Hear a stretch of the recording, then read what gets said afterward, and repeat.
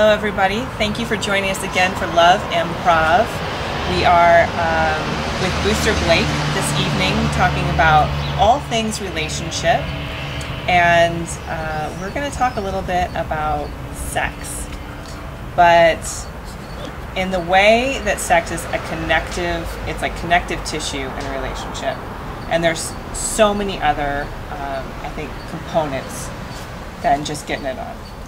Yeah. So, Booster, darling, what is your sexual superpower? What's my sexual superpower? Well, I would say it's connection, a willingness to, and a desire for intimacy. So, for me, the first step with a woman, if I, I could feel it, and I'm like, I want to get with that. Yeah. There's, I don't settle for anything but a yes. Right. So, I check in. I want to follow the yes. Okay. So, can you be really specific about what yes looks like? Yes. Yes. So a yes is if we're having a drink. And the yes is to a conversation, well then that's where we stay, right?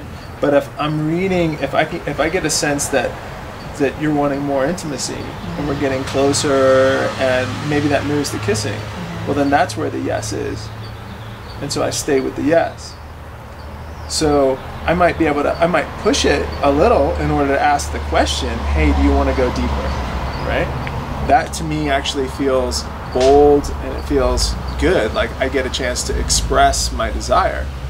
So do you want to go deeper? Is really one of the first questions that comes up around intimacy, would you say, Matt? Yeah, I would say checking in, and it doesn't necessarily always have to be verbal. You don't have to go into a whole process of like, well, do you want to make out? Do you want to, that's okay. Right. And if that's sort of what feels right in the moment, then that language might come up. But either non-verbally or verbally, always asking, always staying connected. And then the moment that I feel like a no, and a no feels like an electrical jolt to your system. It feels like things are going great, and then suddenly, I'll feel her freeze, or I'll feel a change in the connection. And then that's a moment for me to just kind of like step back and say, like, what just happened? Are you okay? And just asking, checking in to find out what's going on over here. It sounds to me like you're tending to the moment, and by following the trail of yes, following the yeses, and then also being aware enough to create dialogue around no. Yes.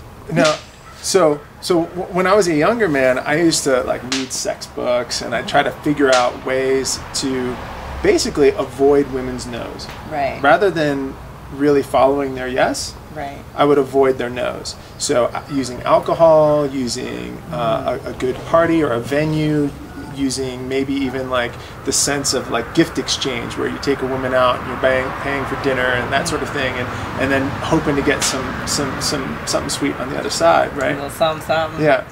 So those are all ways of avoiding her no, so that you can get what you want. But once I had a woman's yes, there's no way you can go back to just getting like half-hearted like no-ish maybes. Right? Yeah. No, I'm not going to settle for a maybe even. If it's a maybe, then we'll just wait. Yes. Well, like Jack Johnson says, maybe pretty much always means no. And so in kind of this journey into sex and sexuality and connection, your superpower is connection. But Booster, what turns you on? Wow.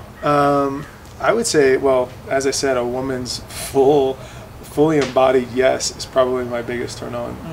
So whatever that context looks like, even if it's just making out, if she's like, I am so into making out with you right now, like that can be way more than enough right there. it's really the yes. The yes is the turn on. Whether that's like, you know, getting into role play or you know, we're tying each other up or whatever it is. Yeah. Like, if the yes is there, it's goodness. Mm-hmm. So sex and yes to sex.